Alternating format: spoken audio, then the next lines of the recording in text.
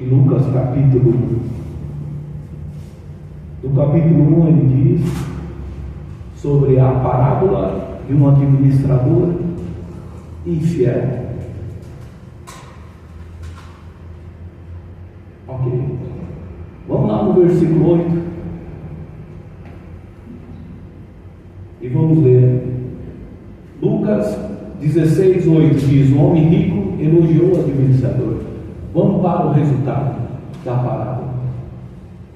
Ele elogiou o administrador desonesto por ser prudente.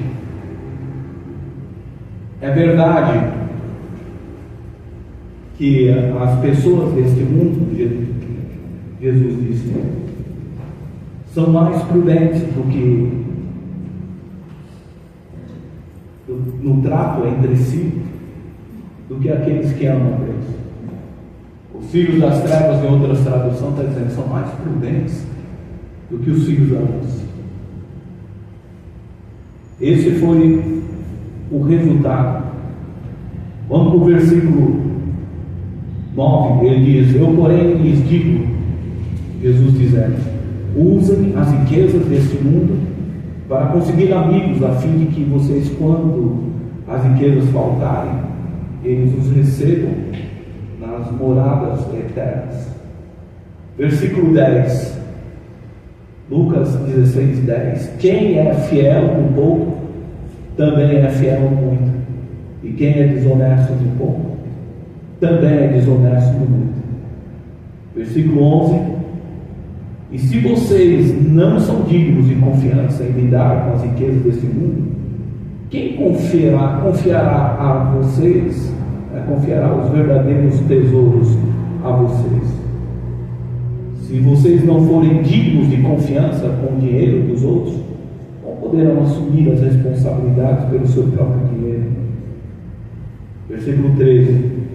Nenhum servo pode servir dois senhores. Vocês odiarão um e maltratarão. Vocês odiarão um e mostrarão lealdade ao outro, ou gostarão de um e desprezarão o outro. Vocês não podem servir a Deus e o dinheiro. A parábola eu pulei, mas dá uma lidinha aí para você ver sobre administrador. A Bíblia interpreta pela tradução, alguns dizem que não é exatamente o administrador infiel, mas talvez o administrador incompetente. Esse era o cara que ele está dizendo na parábola. Nós temos falado que Deus nos quer com a mente, repete, Deus me quer com a mente ocupada em busca de soluções e não preocupada. A minha vida, tenho que estar disposto a resolver as ocasiões que chama o tempo dele, hoje.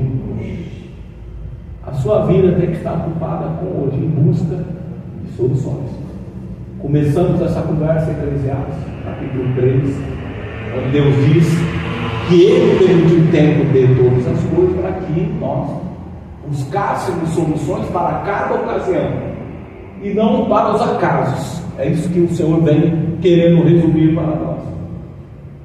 Acasos tem a ver com o futuro, então não priorize o problema do futuro. Você está trazendo uma sobrecarga para você. Ficar pensando se vai dar certo ou vai dar errado, o que ainda não está acontecendo, é um pensamento não muito saudável, porque você está trazendo o que ainda não aconteceu, não se definiu, ainda não aconteceu. Você pode ter uma pequena percepção de uma coisa que não está indo muito bem. Nós temos uma pequena percepção, mas não temos condição de saber tudo o que acontece. Como que aquilo realmente vai ser no final? Às vezes está tendo uma pequena percepção, isso não vai dar certo. E quantas vezes nós tivemos uma pequena percepção e deu certo? Já aconteceu isso com alguém aqui? De e falar: pô, eu acho que isso aí não vai dar certo, e de repente deu certo. Então, nossa pequena percepção é limitada, mas quando Deus revela ao homem, aí sim, é uma percepção que é um acaso, é revelada ao homem por Deus, porque Deus sim tem um controle e tem um domínio sobre o futuro. Então ele é o único que pode revelar ao homem com plenitude o que vai acontecer. Se ele te revelar, que eu chamo de palavra rema, o Espírito trazer uma palavra revelada a você, diz: olha, vai acontecer isso, isso, isso, ou está por vir isso, então se previna disso, ou avisa essa pessoa sobre isso. Aí é uma ação de Deus, porque só Deus tem controle pleno sobre o acaso.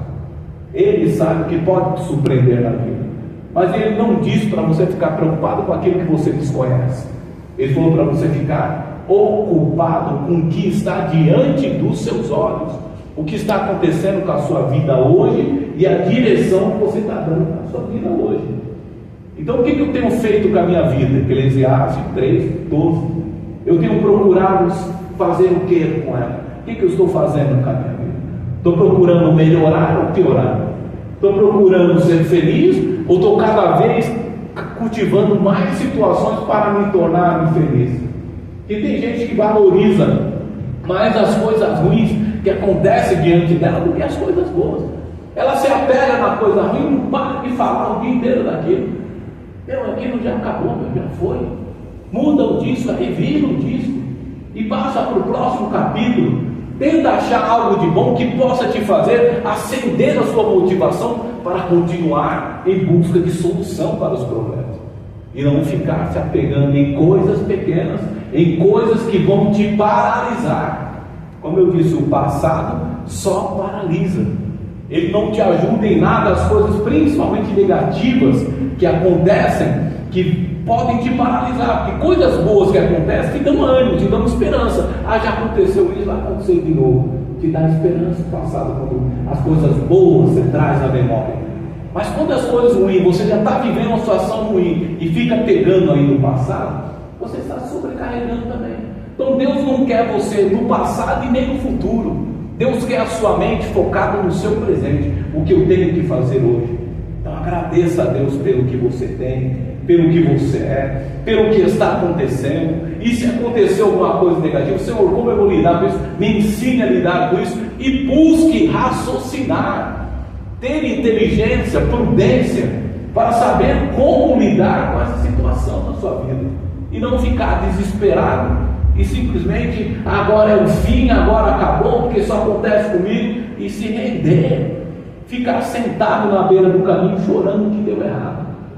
O Senhor disse: eu não falo com quem senta à beira do caminho, eu só falo com aquele que se põe de pé, porque se pôr de pé é se estar disposto a fazer. Quando eu me levanto, eu saio da zona de conforto e digo: estou pronto, só digo o que eu tenho que fazer. Não é verdade? Quando digo: irmão, tem alguém aqui que poderia pegar um copo de água para mim? Se nenhum de vocês se levantar, eu não vou saber quem está disposto a buscar um copo de água para mim. Mas se alguém se levanta, só o fato dele levantar, eu já sei que ele está disposto. Ele vai buscar um copo de água para mim. E Deus olha para nós de pé. E quando a gente fica sentado nos nossos choros, nas nossas lamentações pelo passado, ou ficamos nas nossas inquietações porque o futuro não foi revelado, porque a gente está com medo do que vai acontecer, então nós ficamos paralisados, ficamos sentados, ficamos de plateia das coisas, porque perdemos total condição de reagir em relação a ela. Então o futuro, irmão, é uma coisa que você tem que prestar atenção. O problema da sociedade hoje, da ansiedade, das crises de ansiedade das pessoas, boa parte é as suas inquietações sobre o que está por vir ou o que vai acontecer, seja com a sua saúde, com a sua nação, seja o que for. E as informações têm chegado de uma forma surpreendente, muita informação que você nunca viu na sua vida, hoje você tem na palma da sua mão, e às vezes aquilo te estimula a pensar: será que isso está acontecendo? Será que isso vai acontecer comigo? Será que esse pensamento em relação ao futuro, irmão, você tem que filtrar?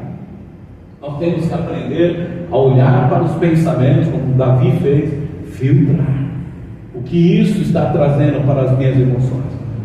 isso está trazendo um pensamento de paralisia, de cansaço, um pensamento de que eu vou ser mais derrotado, que eu não vou conseguir sair, um pensamento que não vai me levar a lugar algum, de vir me levar para frente, vai me colocar para trás, para baixo, vai me entristecer mais ainda. Então, renuncie esse pensamento, tire esse pensamento, decida dizer para você mesmo, é para você mesmo: eu não preciso desse pensamento. Esse pensamento nada vai resolver este momento que eu estou vivendo, essa ocasião, essa discussão ou esse problema que eu estou diante aqui. Esse pensamento só vai quebrar. Então, se não vai melhorar, se não vai me fazer feliz, como diz, procurar ser feliz, então não aceite, não dê continuidade àquele pensamento, porque os pensamentos já vão gerar sentimentos, e ali vai começar a se formular as emoções, e as emoções, a sequência é levar você a tomar decisões que muitas vezes vai causar, de ver felicidade, mais dor, porque a decisão errada, porque a mente não estava ocupada com a direção em buscar solução, a mente estava preocupada, e a preocupação é exatamente pela falta de certeza do que vai acontecer, porque você não tem domínio sobre o desconhecido, e você fica querendo tentar encontrar uma saída para o que ainda nem aconteceu. Eu estou preocupado que eu não vou ter dinheiro no dia 10, meu irmão. Estamos no dia 20 e você está preocupado com o dia 10. Você não sabe. Eu acho que não vou ter mesmo. A coisa é grave, pastor. Espera dia 9. Aí você se preocupa, pelo menos você se preocupa só um dia antes. E não, 20 dias antes já está com a carga no pescoço já. Ai meu Deus, ai meu Deus, ai meu Deus, ai eu não vou ter, ai não vai dar, ai vão vir, vão cobrar. Para com isso aí, irmão. Porque tendo ou não tendo, você vai ter que sobreviver. Pagando uma e deixando outra conta, você vai sobreviver do mesmo jeito. Confia em Deus, porque confiar em Deus sim vale a pena. Vai te dar resultado, vai te dar respostas. Confiar em Deus vai te dar resultado. Amém?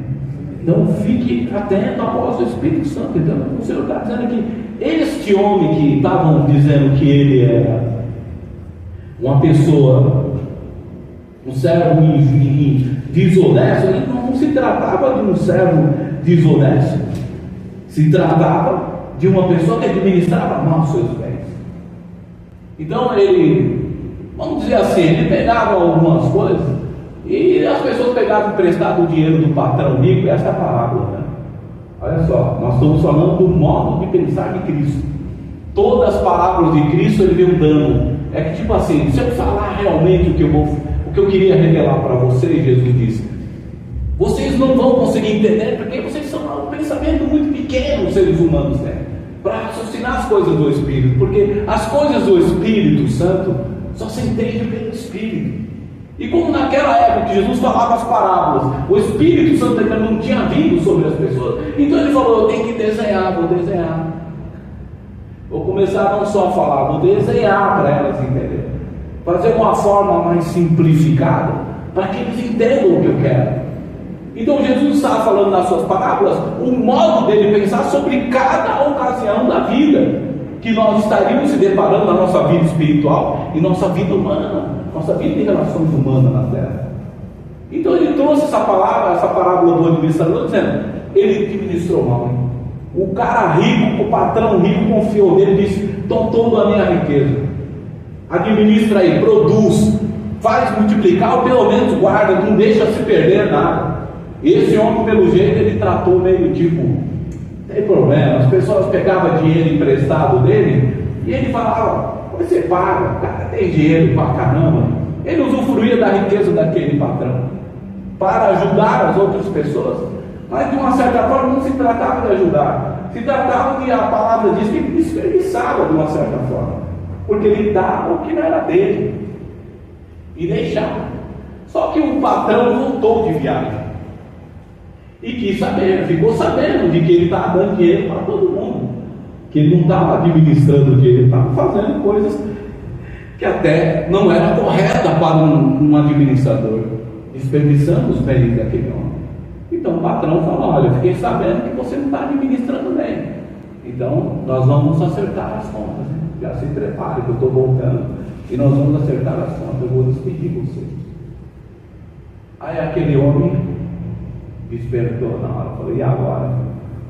Eu sem essas regalias que eu tinha do patrão, eu não tinha onde ficar. Sabe uma coisa de ser caseiro de uma fazenda, e você tem plantação, né? Você tem tudo ali ao seu favor, comida, tem os empregados, você está ali cuidando e administrando aquela fazenda, e se tem tudo, mas quando um fazendeiro dispensa aquele caseiro, ele não tem nada na vida, ele não tem para onde ir, ele tem que arrumar outro emprego. E esse homem ficou exatamente na situação, pensando: e agora, o que eu vou fazer? Eu não fiz nada para eu ficar bem de vida, porque ele deixou, só fui gastando o que queria, e ao mesmo tempo não sei nem para onde eu vou. Aí ele teve uma ideia. Olha como tudo começa no pensamento. Se ele tivesse uma ideia errada, ele não teria a atitude que ele teve, e que Jesus até elogiou. Alguns pensam assim: Jesus elogiou o pensamento de um desonesto. Não elogiou a questão do desonesto, ele era um mau administrador, mas ele elogiou que ele usou o seu pensamento em busca de solução para a sua vida. Então o que a palavra diz? Que esse homem, ele pensou: qual é a solução? Como eu vou resolver isso? Ele disse: então vamos fazer o seguinte, eu vou fazer um acordo, antes que o patrão venha acertar as contas comigo, eu vou fazer um acordo com aqueles que devem para ele o dinheiro. E aí ele chamou 2, 3 pessoas e falou: quanto você deve? Eu devo 100. Então paga, põe aí 50, que você deve 50, eu estou dando um desconto hoje para você. E você? Eu devo 120, então põe aí 80 aí, no novo contrato aí, assina aí, que você paga os 80 e você está livre da dívida. Então ele deu um desconto para aquelas pessoas que ele mais conhecia, que tinha mais afinidade. E as pessoas ficaram gratas a ele, porque devia 120 e pagou, deixou por 80, outro devia 100, deixou por 50, a gente fica contente, né? Alguém dá desconto na nossa dívida, então vamos pagar 50, então paga 50. Então ele fez isso, e depois que ele fez isso, ele falou: agora por que ele fez isso? Ele pensou: porque os meus amigos ficaram contentes com o quê? Com o meu desconto, com o meu perdão da dívida deles, e quando eu for acertar a conta com o meu pai, eu poderei ter a ajuda de quem? Dos meus amigos que eu dei desconto. Eles saberão que eu vou estar desempregado, e eles vão me ajudar também, porque eu ajudei eles numa dívida que eles tiveram com o pai. Dá para entender a vantagem? Ele não usou o dinheiro dele, ele usou a dívida do patrão, mas ele resolveu, trouxe parte do dinheiro para o patrão não perder tudo, e ao mesmo tempo ele ganhou uma possibilidade de ser ajudado. No geral, o que eu consegui entender do Espírito foi isso, sobre essa palavra: o pensamento em busca de soluções.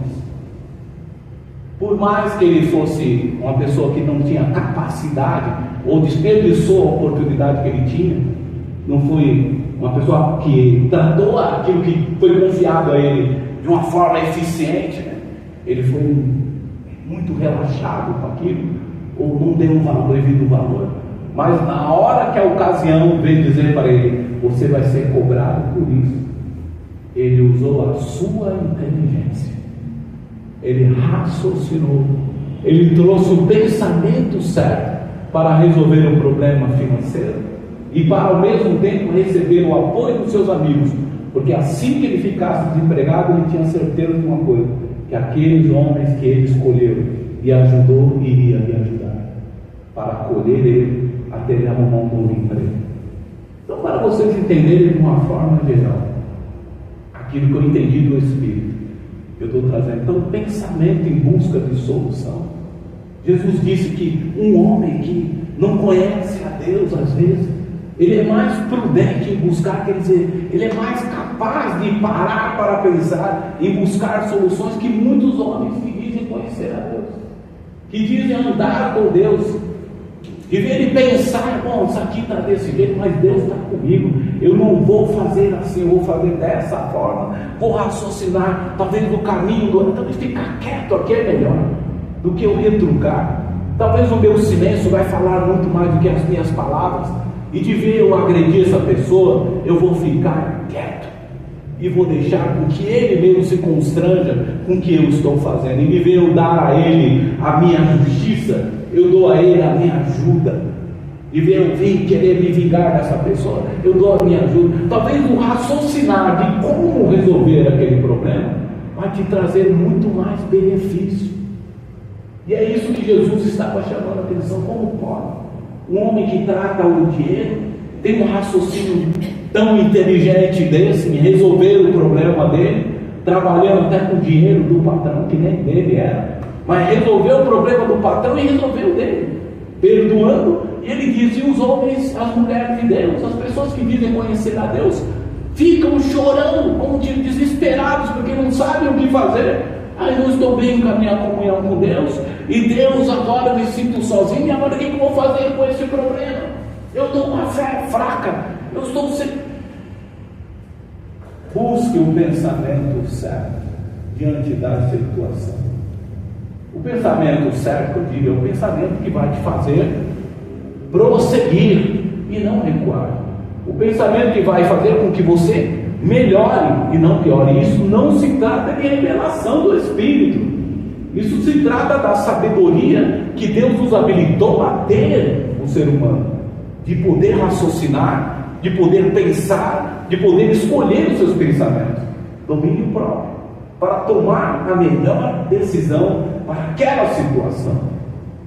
E é isso que o Senhor vem nos ensinar através dessa palavra. E no final que ele falou, está vendo? Os filhos das trevas amam o dinheiro, e eles buscam formas de solução inteligentes que às vezes surpreendem, e os filhos da luz ficam se sentindo derrotados, facilmente escolhem, como aquele homem do talento, de ver ele multiplicar o que tem, ou tem um Deus ao meu favor que não vai me abandonar, de ver ele se apegar na palavra, no poder da fé na palavra, das promessas da graça de Deus, buscar em Deus formas de solucionar aquilo e não se render àquilo.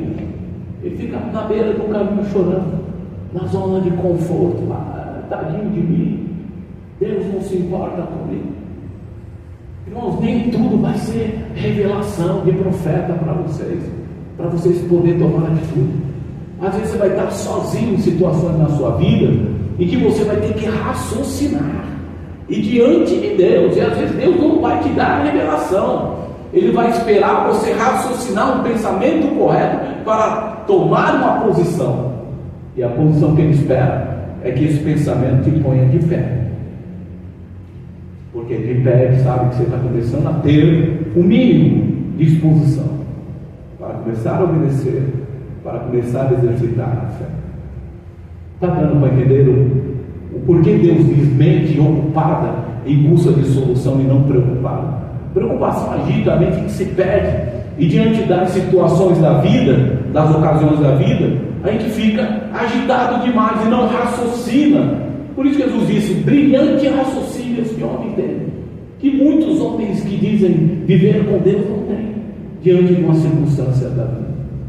Então procure respirar, procure se acalmar, como Davi fez. Acalma-te, minha alma, eu ainda o louvarei. É o pensamento correto. Eu estou triste, eu estou angustiado, mas ainda eu louvarei a Deus, eu vou glorificar a Ele. Calma, não vai para a guerra, não vai querer destruir nem julgar as pessoas. Calma, tranquilize, meça as suas palavras. Não vá com atitude de agressividade, que muitas vezes não vai te levar a nada. Pense, julgue aquilo que você vai fazer, aquilo que você vai falar, se isso vai produzir coisas para melhorar ou piorar a sua vida. Se for para piorar, sai fora, renuncie esse pensamento. O modo de pensar de Jesus, Ele deu mais um exemplo aqui, sobre buscar pensamentos para tomar decisões inteligentes, para resolver situações da nossa vida. O modo de pensar de Cristo tem princípios, e um desses princípios é aprender a renunciar os pensamentos errados. Quais são os princípios que nós vimos lá em Filipenses 2:6 sobre Jesus? Repete comigo: não à soberba, não ao orgulho. Eu preciso ter humildade, aprender a renunciar os pensamentos errados, e eu preciso ter disposição para obedecer. É princípios. Quer pensar do modo que Jesus pensa? Filipenses 2:5 está dizendo: pensem do modo que Jesus pensa. O modo não é pensar igual, no modo que ele pensa. A parábola é um exemplo. Olha ele dizendo: quando você tiver uma situação assim, que às vezes você acha que até Deus vai te julgar por aquilo, não perca a sua inteligência. Raciocine o que você está fazendo naquele momento. O que aquilo vai trazer? Vai te ajudar ou vai te atrasar? Vai melhorar a sua situação ou vai piorar? Então diga não. Você tem um domínio próprio, onde você tem o Espírito de Deus na sua vida para lhe ajudar a puxar o freio de mão, dizer não vou seguir com esse pensamento. Eu vou acalmar no meu coração. Às vezes ficar em silêncio acalma o coração. Às vezes desligar daquilo, vai lá fazer outra coisa. Estou brigando aqui, então deixa eu lá fazer, vou jogar água no jardim. Desliga, tira aquilo, toda a concentração de energia que está ali para criar uma grande confusão, para criar um grande problema na sua vida, uma discussão naquele momento ali no posto de saúde, seja onde for. Desliga, fala: não vou dar esse prazer para o diabo. Digo não, alma, pare com esse pensamento. Vai lá, acerta com ele, tira a satisfação, fala um monte para ele, mostra quem você é. Não preciso disso. Eu preciso ficar em paz com Deus e com as pessoas. Então eu digo não para esse pensamento. Então a renúncia fazia parte do modo de pensar de Jesus, e tem que fazer parte da nossa vida, porque o mesmo Espírito que opera em Jesus, que operou em Jesus, opera também em nós. Na verdade é o próprio Espírito de Cristo que está operando em nós, que ressuscitou a Cristo. É o próprio Espírito dele que está em nós e nos deu capacidades para nós podermos controlar os pensamentos, poder dizer não. Quando eu digo, os pensamentos vêm, mas nós temos a capacidade de dizer não para os pensamentos. Amém? Então Jesus disse isso. Ele elogiou esse homem. Deu para entender o porquê? Ele elogiou um desonesto que tirava vantagem do chefe dele? Não. Ele está dizendo da inteligência de buscar soluções. E esse homem buscou soluções de uma forma inteligente. E ele falou: os filhos da luz deveriam ser prudentes, porque você tem uma vantagem sobre os filhos das trevas, as pessoas que não conhecem a Deus. Você tem um Espírito Santo que ele aproveita o seu posicionamento de disposição para falar com você, para ajudar você a ir na direção certa. Nós temos uma vantagem nesse mundo quando cremos em Jesus e entregamos a nossa vida. O Senhor Jesus disse no versículo 10: quem é fiel no pouco também será fiel no muito. Quem é desonesto vai ser desonesto. Vocês são dignos de confiança. Se vocês não forem dignos de confiança em lidar com as riquezas desse mundo, quem vai confiar em vocês? Quem vai confiar algum tesouro? Ele está dizendo: talvez Deus também. Se você não é capaz de resolver um probleminha desse, de parar para pensar e dizer: vou pensar diferente, não vou fazer. Simplesmente chuto o barro, eu quero que se dane, eu abro mão disso, que ele, que ela, vá para lá, vá para cá, eu quero mais que se exploda, o importante é o que eu quero. Orgulho, soberba, não é o modo que Jesus espera que você possa agir. Raciocínio, use a inteligência que Deus te deu. A fé inteligente é o melhor caminho. É usada a inteligência acompanhada da palavra. É a melhor coisa que se faz para saber lidar. Quando não se tem revelação do Espírito, há situações que você tem que tomar decisão naquele momento. E não se trata de um anjo vir e dizer o que você tem que fazer, nem um profeta. Se trata de parar para pensar, filtrar os pensamentos e canalizar para junto da palavra de Deus o que agrada a Deus ou desagrada. Os resultados disso, o que vai me fortalecer na minha comunhão com Deus ou o que vai me enfraquecer? O que vai melhorar a minha vida? Porque lá em Eclesiastes capítulo 3:12 está dizendo: procurem ser felizes e vivam o melhor, da melhor forma que vocês puderem. Então, o que vai melhorar? Se esse pensamento vai produzir algo que vai me piorar, freio de mão, puxa o freio de mão, não vou dar, repreendo esse pensamento, não aceito, fale o que você quiser, mas não aceito esse pensamento, e eu não vou fazer isso. Fale com você mesmo. Talvez algumas pessoas estão falando sozinho, estou falando sozinho mesmo. Falando sozinho, mas meter a mão na sua fuça. Vou falar assim também. Mas quando eu estou falando sozinho é para me controlar, porque eu estou no nervo aqui. Aí você controla, mas não faz. Porque ali vai produzir consequências. Sentimentos que às vezes vêm até contra você mesmo. E sentir, porque eu bati nessa pessoa. Por que eu fiz isso com ele? Por que eu fiz isso com ela?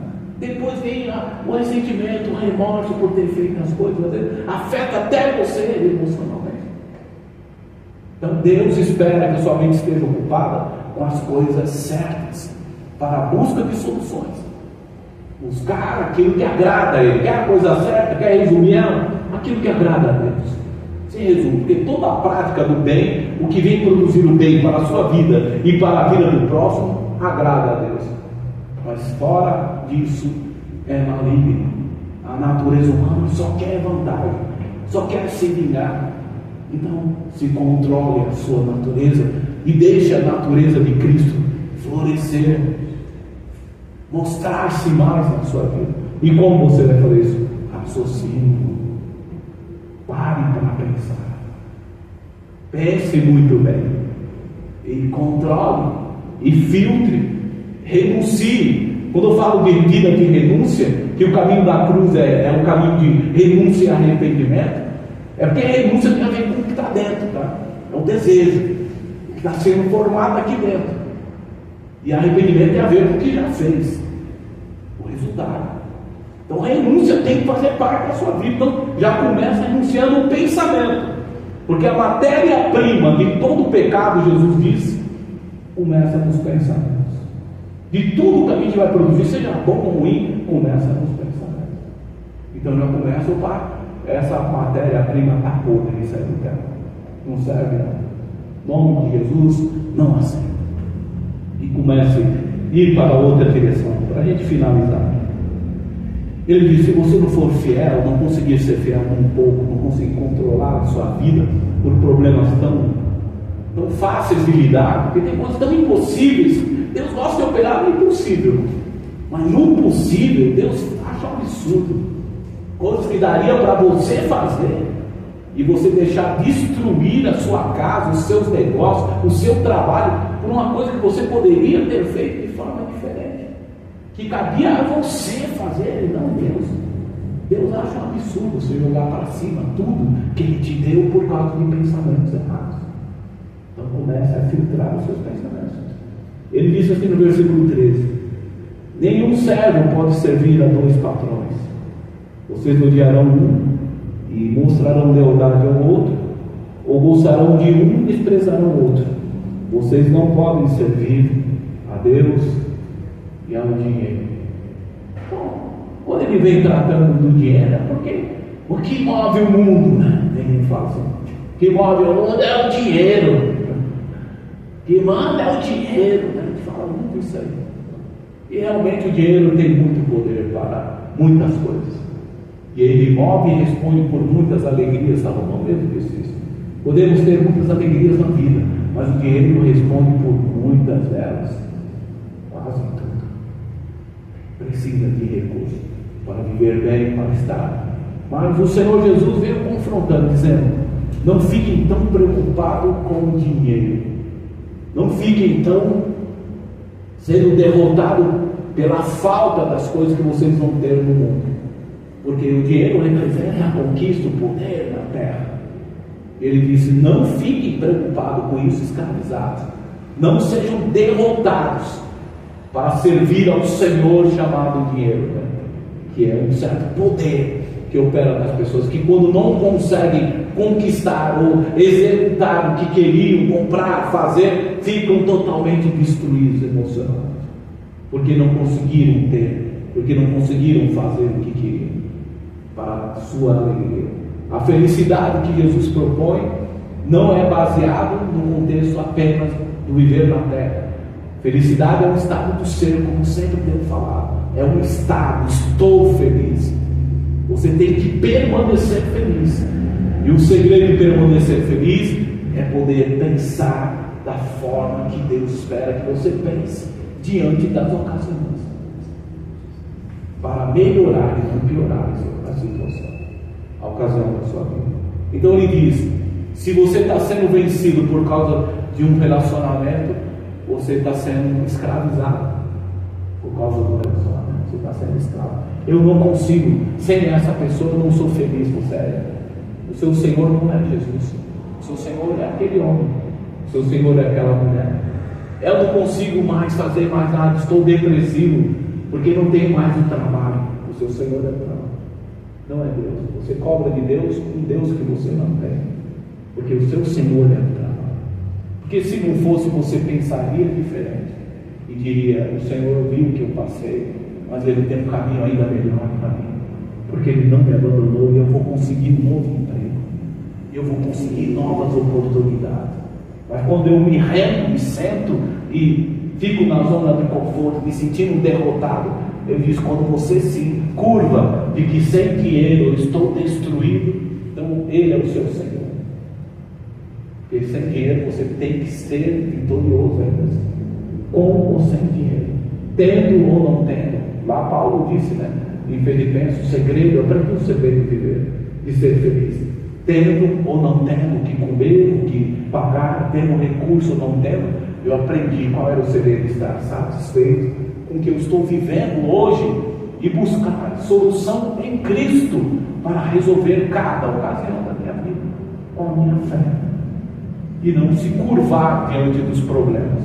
Quando você se curva diante do problema, seja vício, seja o que for, seja área sentimental, quando você fala: sem essa pessoa eu não vivo, então Ele é o seu Senhor. E é isso que Jesus disse: ou você vai viver para essa pessoa, ou você vai viver para a sua vida profissional, para o seu dinheiro, em busca do seu dinheiro, ou você vai viver para ir de encontro com Deus, para viver a vida eterna com Deus. Porque essa é a maior riqueza que nós temos que conquistar, é a vida eterna com Deus. Porque tudo nessa terra vai passar, mas a palavra de Deus diz que ela permanece para sempre. Ele nos deu uma vida eterna, uma promessa de vida eterna. Amém? Amém. Glória a Deus. Só isso que eu tenho para falar.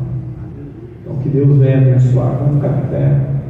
Aleluia. E vamos orar agradecendo a Deus por esta palavra.